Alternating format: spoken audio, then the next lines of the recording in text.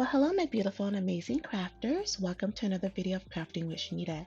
In today's tutorial, I'm going to show you some Father Day items you can pick up at your Dollar Tree and personalize with your cutting machine. The first item is going to be a coffee mug or a mug. It's something that I think is very practical and will be used very often.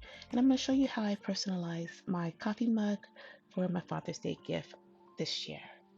So I used this little cup mug template that you can find in Cricut Design Space just as a guide to help size my template, but I did measure the coffee mug and this size fit perfect. So I just brought in this verbiage with the font Bernard, and it's my favorite font. And I wanted to do a mug for my husband since he's a grandpa. I brought in this bubble text, and I just thought to myself, what would be the easiest way to just splice this text? And that way I could put the name of my granddaughter in the middle of the word Papa. So I went into shapes and brought in the equal sign.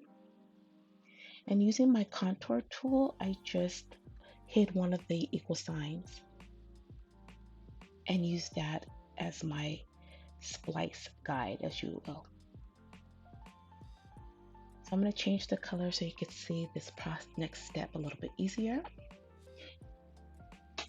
And I went ahead and just created a size that would fit and be able to splice this word into two. And I positioned it right kind of in the center of the word. Selected the word in the shape and hit splice. Now with the second line, I'm going to go ahead and just bring that right on top of where I have split the word, just like this.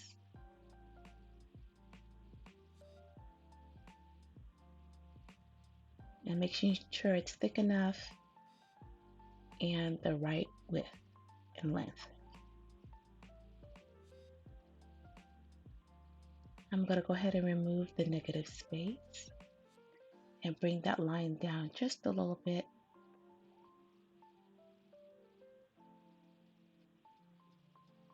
I'm going to go ahead and duplicate that line.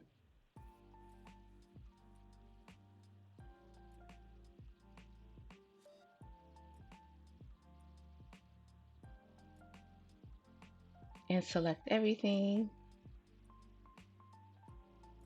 Make sure it's centered and aligned correctly and hit weld. And I think this is a really easy way to go ahead and split your letter or words.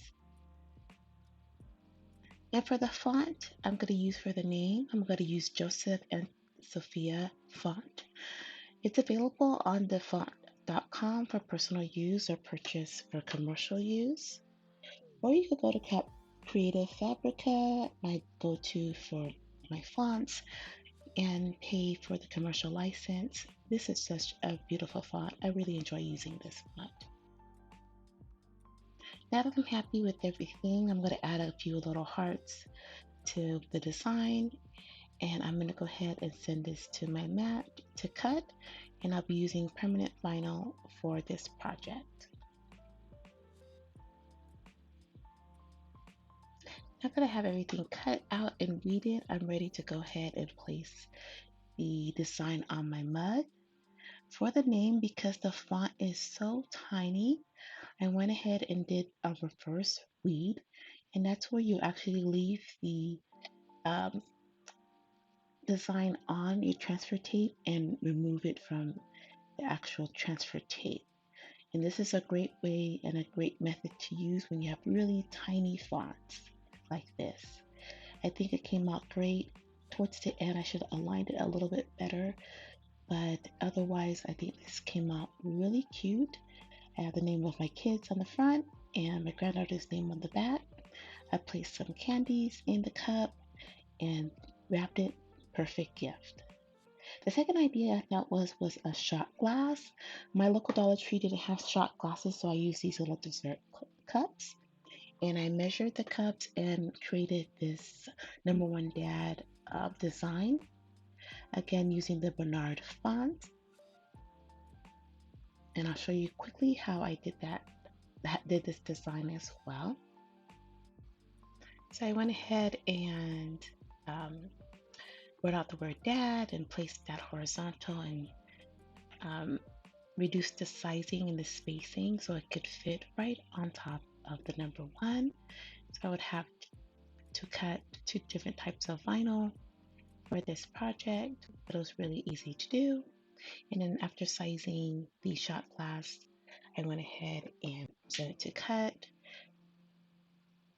These came in a pack of 3 dessert glasses, which we'll be using as shot glasses for the $1.25, a 3-piece set. So I went ahead and cleaned the glass with some alcohol before placing the font on top. I didn't seal it, but these made cute gifts. Next, I thought it'd be a good idea to personalize this drinking glass. I went ahead and created this really cute design by bringing in a square and then writing the text off duty in my Bernard font. I selected the font and made sure it was centered correctly, and then selected the font and the shape and hit slice.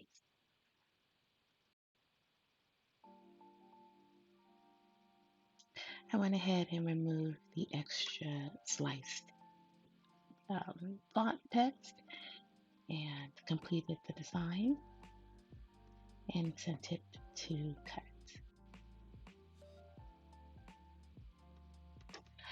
And I lost the footage of me when I actually placed the vinyl on the mug, but I went ahead and placed it on the mug and filled it up so I could add some little drinks on top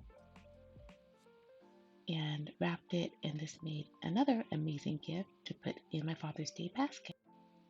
I thought this personalized keychain would be a really great gift to add as well. I found this image under Creative Fabrica. I'll have the link in the description box below. So I brought it into Cricut Design Space, and I'm going to ungroup it and remove the verbiage from the actual shape. And I'm going to go ahead and duplicate. This shape here is going to be my heat activated adhesive. I'm going to place it to the side and change the color. And this shape is what I'm going to use to make the keychain. So I'm going to duplicate this shape that's here in red, and I'm just going to turn it accordingly here. Now I'm going to go to shapes, and I'm going to bring a shape that would be where the hardware would go when I go ahead and seal the keychain.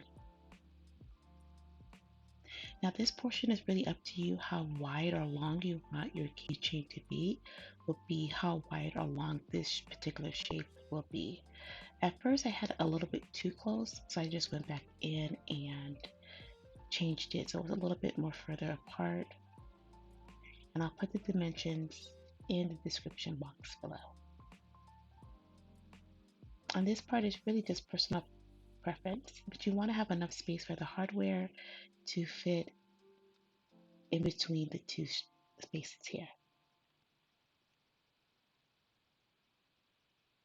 I'm going to align the two shapes to the bottom, make sure that they're aligned to the bottom.